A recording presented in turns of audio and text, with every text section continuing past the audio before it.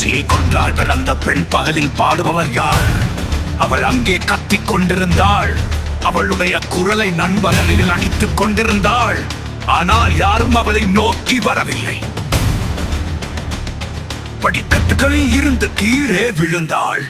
அவளுடைய ஆடை கிழிந்ததுவோ, அவளுடைய தலைமுடியில் ரத்தம். காற்றில் மிகவும் சோகமான ஒரு மர்மம். அவள் அங்கே மிகவும் மென்மையாக வடிவமைக்கப்பட்டாள். மிகவும் மெல்லியதாக படுத்தாள். அவளை கவனமாக தூக்குங்கள். ஓ, அவளுடைய தலைமுடியில் ரத்தம்.